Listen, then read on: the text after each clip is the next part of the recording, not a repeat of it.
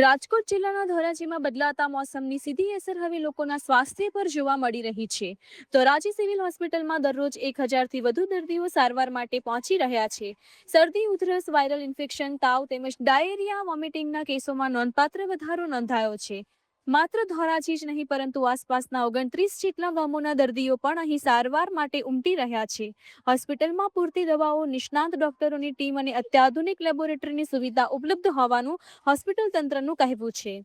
જોકે આરોગ્ય વિભાગે લોકોને સ્વચ્છ અને ઉકાળેલું પાણી પીવા, બહારનું ખાવાનું ટાળવા અને કોઈપણ લક્ષણ જણાય તો તાત્કાલિક ડોક્ટરની સલાહ લેવા અપીલ કરી છે. વધુ મારું નામ ડૉક્ટર કમલેશ દરજીયા છે. હું અહીંયા પેથોલોજીસ્ટ તરીકે ગવર્મેન્ટ હોસ્પિટલ ધોરાજીમાં અત્યારે સેવા બજાવું છું.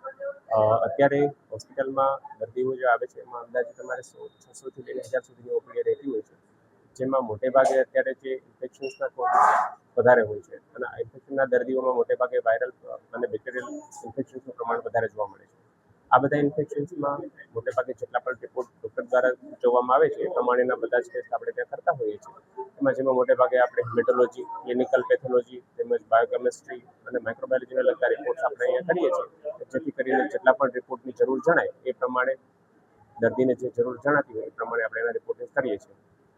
વધુમાં ધોરાજી તાલુકામાં અંદાજિત 29 જેટલા ગામડાઓ છે કે જેનું આ એક કેપિટલ તરીકે ધોરાજી સબ ડિસ્ટ્રિક્ટ હોસ્પિટલ છે. તો આ બધા કેપિટલ્સમાં અત્યારે ધોરાજી ખાતેની આ બધી સુવિધાઓ પૂરી પાડવામાં આવે છે અને જરૂર જણાય. હું ડૉક્ટર જયેશભાઈ સેટિયન એસડીએસ ધોરાજી ખાતે અધિક્ષક તરીકે ફરજ બજાવું છું. તાજેતરમાં અમારી હોસ્પિટલની મંથલી ઓપીડી જુલાઈની કહીએ તો 30,248 છે. એટલે પર એવરેજ એક દિવસની 1000 કરતાં વધારે છે. એનું મુખ્યત્વે કારણ કે અમારી હોસ્પિટલમાં તમામ પ્રકારની દવા ઉપલબ્ધ છે.